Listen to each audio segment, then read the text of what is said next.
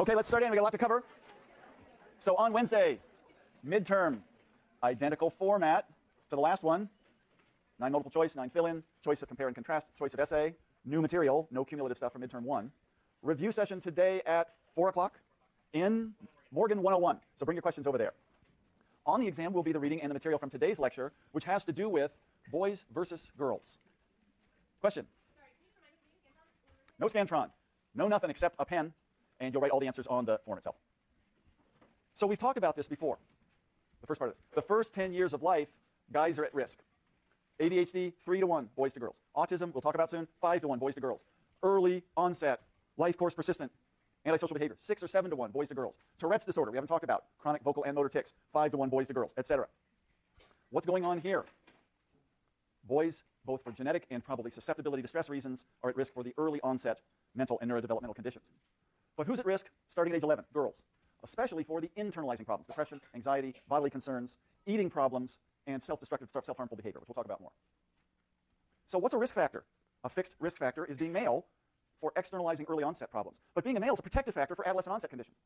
Being a female is a protective factor against neurodevelopmental conditions in the first 10 years of life, but it's a risk factor for adolescent onset conditions. Risk and protective factors shift with development. Depends on what you're talking about and when. So what's going on, guys? Why are we more vulnerable to autism, ADHD, aggressive conduct problems? So one idea is that if you're a male, you've got an X and a Y chromosome.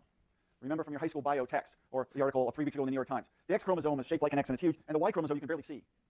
How many genes on the X chromosome? Well over 1,000. How many genes on the Y chromosome? About 38.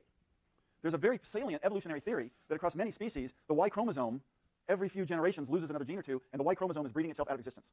We'll all go back to parthenogenesis. There'll be no more sexual reproduction. Y chromosome, the genes on the Y chromosome do what? They signal to the body to create testosterone and testes and things like that. That's about all it does.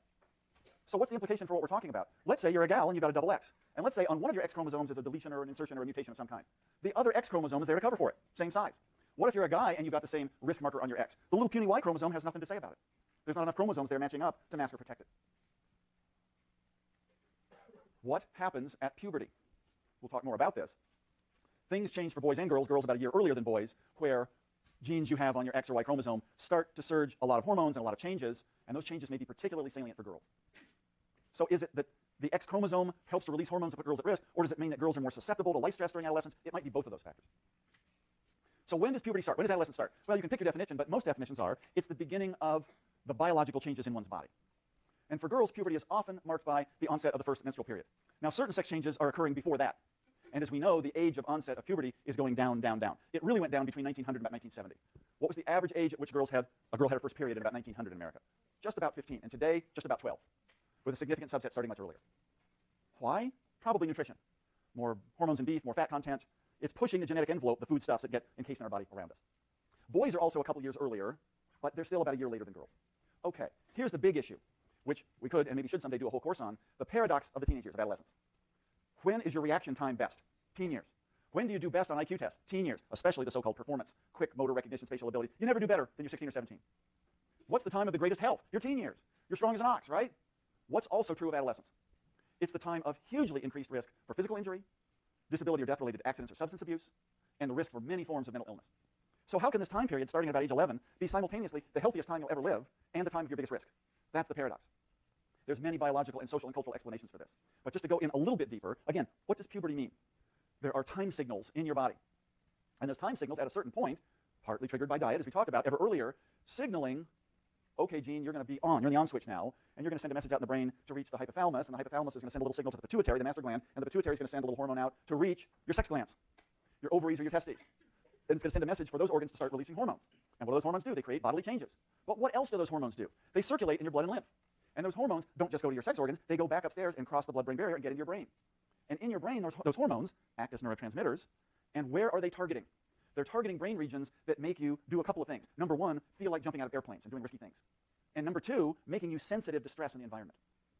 So adolescence is this whole circuit, starting in the brain, going out to the periphery, and then the hormones in the periphery coming back to the brain and giving the brain messages to actually recreate itself. Your brain re-sculpts during adolescence. And one of the results is you feel like doing riskier things and telling your parents to screw themselves and being independent. And it's probably not a bad thing, right? It's not good for your parents. Because now you're going to be independent. You're going to leave that nest. You're not just going to stay around home forever. But at the same time, even though you know better, because you're pretty smart as a teen, you're driven to do risk-taking behaviors. So this is part of the paradox. When do, right up above your forehead, these frontal lobes, and the cortex, the little thin layer, the bark, the coating, When does the cortex fully reach its maturity? When you're 12, 15, 18? No, probably 25, maybe even later for boys. So during adolescence, as you're getting this surge of risk-taking behavior and screw you to authority behavior, it's taking many more years for the brake system, your frontal cortex, to fully mature and tell yourself, hey, guy or gal, that's probably not such a smart thing to do. So this is part of the gap of adolescence, part of the risky time that adolescence entails. So we've talked about some of these problems in this class. Others we're going to talk about very soon. What about depression? When I was in grad school down at UCLA a few decades ago, what did we learn? I'll never forget it. Women had their first episode of depression on average when? When they were 35. When do women have their first on average episode of depression if they're at risk for depression? Early 20s. So in a few decades, the age at which a woman is at risk for depression is shooting downwards. What do we know from what we talked about just before spring break? There's a big peak in depression, even though the mean might not be till the early 20s, a big peak at age 14, 15, 16, 17.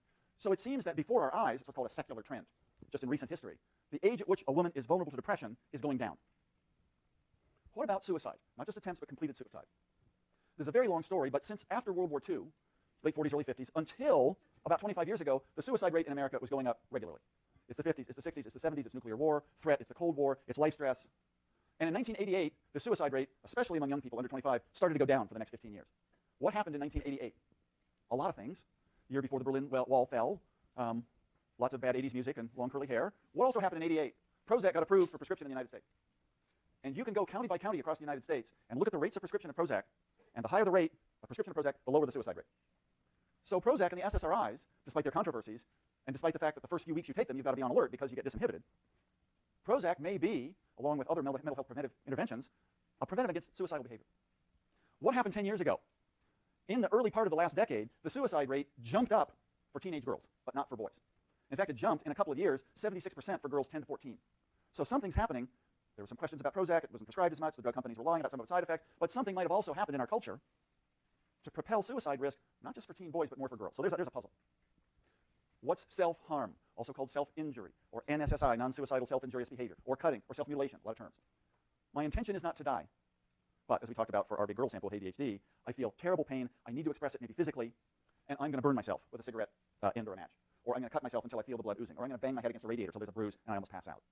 Hard stuff to talk about, but the rates of self-harm, in fact, how much have they risen over the last 30 years? We don't really even know, because if you go back to the 1970s and early 80s, there's no psychological studies of self-harm. It's as though it didn't exist. And now it looks semi-epidemic. About 1 teenage girl in 5 in the US is exhibiting not cuticle pulling, probably the most trivial means of self-harm, but burning, cutting. Astronomical rates. Boys do this too, but at about half the rate of girls. What about eating disorders that we haven't really covered yet? Strict anorexia nervosa, where you are restricting your diet, you lose a significant amount of weight. Or strict bulimia nervosa, where you're binging and purging, and you're also often losing weight. Those rates have not gone up. But what's gone up a lot is binge eating, and often the purging that follows it. In fact, a big controversy last spring was, would DSM-5 include binge eating disorder in addition to anorexia and bulimia? And it did, and one of the reasons was the rates in the last 10 years have gone up dramatically, especially in teen girls. Now, is that related to the obesity epidemic, and this is a means of weight control, other problems with emotion regulation? Finally, let's go back to externalizing behavior aggression, which we talked about. Between the 50s and early 90s, boys' rates of antisocial behavior were going up regularly, and for the last 20 years have been going down. What about girls' rates of aggressive behavior? They've gone up 35% in the last 15 or 20 years. Is this the YouTubes of mean girls at the malls? Is it Title IX, so gals now have to get funded to play sports the way guys do, so they're learning how to gouge somebody else's legs in soccer when they're 4? What is it? A lot of theories about what in the culture might be driving decreased rates of aggression for boys, but pretty dramatic increases for girls. Depression in girls and women, age of onset's going down. Suicide rates going up much higher in girls than in boys. Self-harm higher in girls than boys, and the rates going up dramatically. Binge eating way up in the last 10 to 15 years. Aggression down in boys, up in girls. So this is a pattern. This is a puzzle. Is there something, and it's probably, you say, well, each of those genes are partly responsible. There's heritability for each of those, but are genes going to mutate within a decade or two? No. There must be something driving these secular trends. So this is what I just said. What's the heritability of aggression? It depends on whether it's overt or covert. Depends on whether it's accompanied by ADHD, all the stuff we've talked about. The heritability of depression is a lot lower than it is for bipolar disorder. Genes are a vulnerability, but their changes in genes aren't going to explain these recent increases. What could be going on since the 80s or 90s or even in the last decade that might be something in the environment or culture that's pushing the most vulnerable kids? So we're going to talk about this thing called the triple bind. I wrote a book about it 5 years ago. It's hypothetical. There's a lot of research behind it. But here's the metaphor. So we're going to take a random sample of 100 teenage girls. We will not get ethical approval to do this, but just as a thought experiment. We're going to take them over to Tolman Hall. Well, Tolman wouldn't be good because it's too leaky. We'll take them to a good building and put them in a hermetically sealed room, and for the next 2 days, we'll systematically pipe in some tobacco smoke. What's going to happen? Everybody's going to get red in the face and start to cough and get skin irritations and lung irritations. If we did a follow-up study, we could look at those girls with certain genetic risk for lung cancer. They're going to be the first ones years later to start to show signs of cancer. If you up the ante and put a toxic environment in place, everybody will suffer, but not everybody may develop a specific illness. Only the most vulnerable will. So what does this have to do with the triple bind? Maybe the toxic event isn't cigarette smoke. Maybe the toxic event is the message is being given to girls. which is going to make it difficult for any girl to do really well. But what if you've been maltreated, or what if you have a family history of mood disorder or impulse control problems? It might, really up the ante for that subset of girls. So what is the triple bind? So let's just think broadly. You're being raised today and you're a female. And what does your entire family and entire culture tell you? Hey, look, you're pretty smart, you got a lot of opportunities to do well, but you're not really a girl unless you're the caregiver in your family. Mom's not doing well, somebody needs to put a finger in the dike over here for a sick sibling. The gals are the ones we count on to be the empathy promoters and the caregivers. So as with time immemorial, girls are expected to be nurturing and empathic. So that really hasn't changed. Now, has the culture changed? Is it okay for a guy to be empathic too? Have we really changed sex roles? I think there's an argument that that's at least to some extent true. But what about a guy who's really sweet and is really a caregiver? What a guy. He's amazing. Can you believe all he does and he takes care of him? It's like he's Superman, right? Put the S here. But for a girl not to do that, you think, what the hell's the matter with her? So I think there is a difference in expectation. Okay, now, let's go to the last few decades. Women's rights movement, Equal Rights Amendment, almost got passed in the 70s. Last generation of women, your moms and grandmothers. It's now okay. It's not only okay. Who's getting into Cal? Who's getting into the Ivies? Who's acing the SATs? Sorry, guys. It's the young women sitting around you, right? What about high school math scores? Girls aren't very good at math. Larry Summers, the former president of Harvard, said it's genetically they're inferior in math and science. What's true in the United States right now? Girls in 12th grade have now equal boys in every math subject. And in about 14 states, girls' mean scores are actually higher than those of boys. And what are those 14 states? The states where girls take more advanced math courses. If we give opportunities, girls are rising to the occasion. But what comes along with that? Pressure. You've got to be at the top of your class. Oh, and by the way, with Title IX, if you want to get into a college, how many sports have you been playing, and how many clubs have you been in, and how many kids have you been tutoring? So you've got to really be a superachiever, right? Now, let's look at number 1 and 2. That's what we might call a double bind. How can you be in first place in the 400-meter dash, but one of your competitors has stumbled behind you? Oh my God, she injured her elbow. How do you win the race but also take care of her? Well, if you did, you'd lose. It's hard to be number 1 and be a caregiver. If you're number 1, you got to go for it. So it's hard in the last generation, sort of generally speaking, to be both nurturing and empathic the way girls expected to be, and to be super competitive. What, and this is the sort of controversial aspect of this triple bind theory, what about the last 15 years or so? Not only must girls be the caregivers and be pretty on top of it and super competitive and athletic and academic, but to do this and be a real girl, you've got to make it look like you're not even trying, and you've got to look really hot while you're doing it, right? You've got to do this effortlessly, because if you really had to sweat the way a guy would, that wouldn't be very feminine, and looks are still really important. Now, of course, anybody who watched the Olympics the winter or a couple years ago the summer, there's certain sports in which it's not just performance, it's looks, right? Which are the professions with the highest rates of eating disorders? Gymnastics. Certain swim competitions. Not only how fast you are, how well you do, but how you look while you're doing it. I think that's a metaphor for this aspect of the triple bind. So let's go a little bit further. What if you're a teenage girl and you've got to take care of everybody, but you've got to be number 1, but you've got to do it effortlessly and have a certain really sexual look while you're doing it? It's impossible to do that. You can't physically or psychologically do all of those things at once. But if the expectation is that you have to, and you don't, what are girls socialized to do? Internalize it. It must be me. I'm failing. Internalization we've talked about in terms of internalizing disorders. It's a pretty tough world out there. I'm not making it. Better to blame myself than to think that everything's just cruel and random on the outside. If it's really this impossible to do it, what do dogs do in Seligman's famous experiments from almost 45 years ago when they're exposed to uncontrollable shock? Remember from Psych 1. And they can't leave their little compartment. And then you keep shocking them, but you lift up the barriers and they could escape. They don't. They've learned to be helpless. One of the early theories, behaviorally speaking, of depression. So maybe if you can't meet all prongs of the triple bind perfectly, even if you've got an out, maybe you've learned to kind of keep internalizing it. So what's one of this is more what we talk about in a straight developmental psych course. What's one of the goals of adolescence? Freud said it, Erickson said it, lots of therapists have said it. You've got to form an identity. Or maybe in today's culture you can have multiple identities. How do you know what you're really passionate about? How do you know what identities you want to have? Well, you've got to try out different things. And you've got to say, I kind of half suck at that, but I'm really good at this. But how do you know that you half suck at something? You've got to try it. But what if you're in the mindset that you can never fail? Not only will it be hard for you to gain a true identity, but what? You might be always going toward what somebody else says you're supposed to be doing or being. What some psychologists would call development of a false self rather than a true self. What is also happening in the last 10 years plus, but especially the last 10 years, so you're a girl, and there's a lot of activities at high school, and you've got to be perfect in all these ways, and now everything's permanently recorded on social media. And remember rumination?